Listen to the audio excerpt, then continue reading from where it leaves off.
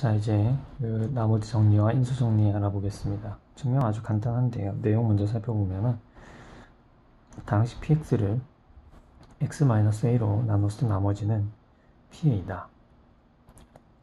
따라서 pa가 0이면 px는 x-a를 인수로 가지게 되겠죠.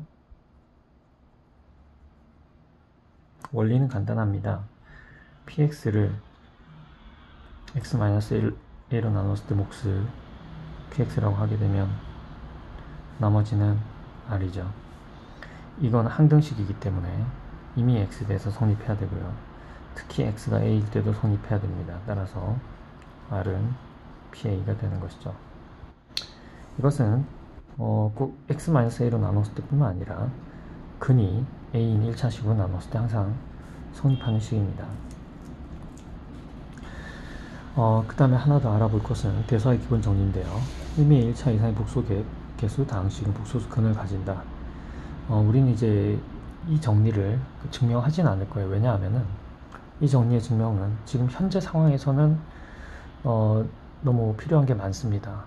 이걸 보이기 위해서는 주로 이제 두 가지 방법이 크게 있는데, 하나는 현대 대수학적인 방법이 있고 또 하나는 복소 해석학적인 방법이 있습니다만, 두 방법 모두 지금 현재 상황에서 바로 증명하기에는 너무나 시간이 걸리는 방법입니다. 그래서 이거는 이제 그냥 우리가 받아들이도록 하겠습니다. 나중에 언젠가 또 기회가 되면은 이 부분을 증명할 수 있게 될 거고요.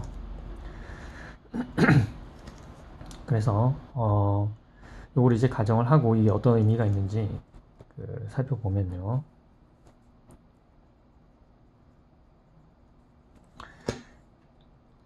fx를 복수 개수 다항식이라고 하면,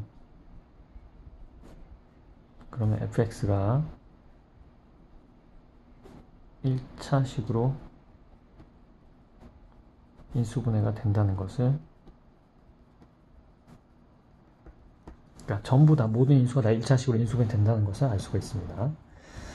자, 그 다음 우리는 이걸 이용을 해서 이 정리 4번을 증명해 보도록 하겠습니다. 문제 정리 내용을 보면은 실수계수 다항식이라면 무조건 2차 이하의 실수계수 다항식으로 인수분해 된다라는 내용인데요. 자, 한번 이게 왜 성립하는지 살펴보도록 하겠습니다. 그 전에 우리가 이제 복소수에 대해서 앞서서 공부했던 내용을 다시 한번 뒤집어 보면은, 복소수의 이제 컴플렉스 컨주게이트에 대해서 공부를 했었는데, 덧셈과 곱셈에 대해서 특별히 이런 성질이 있었다라는 것을 떠올려 보시면요. 우리가 일반적으로 실수계수 다항식을 하나 가져와 보도록 하겠습니다.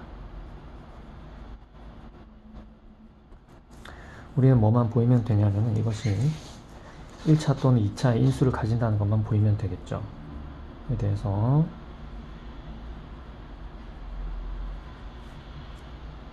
1차 또는 2차의 다항식 px가 존재해서, px는 뭐예요? 실수 계수겠죠? 그런 게 존재해서, 물론 이제 이거 우리가 상수 다항식 배제하겠습니다. 1차 이상의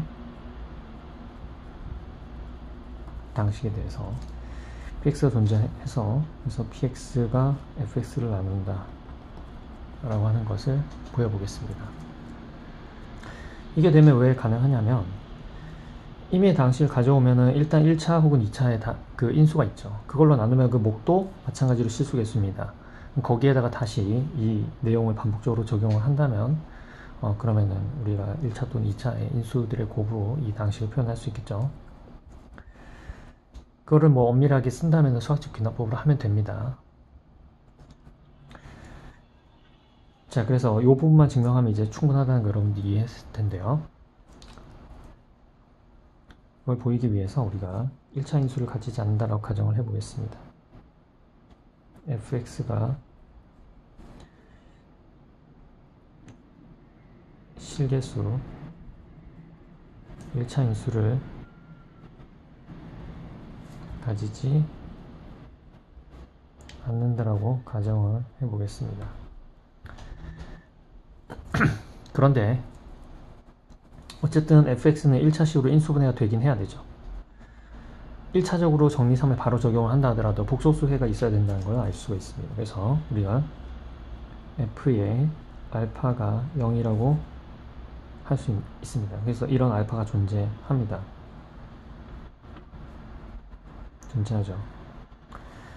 자, 이제 생각을 해보면은 이 fx라는 것이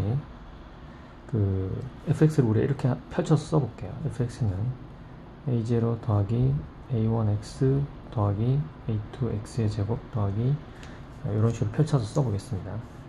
이 얘기는 무슨 얘기냐면은 a0 더하기 a1 알파 더하기 a2 알파의 제곱 더하기 이게 지금 0이 된다는 얘기죠.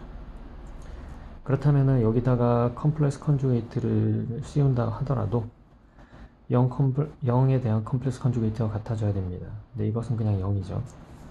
따라서 이 식으로 정리를 해주면 우리가 a0 더하기 a1의 자 a0부터 an까지는 전부 다 얘네들은 전부 실수예요. 실수이기 때문에 컴플렉스 컨주게이트 씌운다 해도 변하는 게 없습니다. 알파에만 컴플렉스 컨주게이트가 영향을 주게 되죠.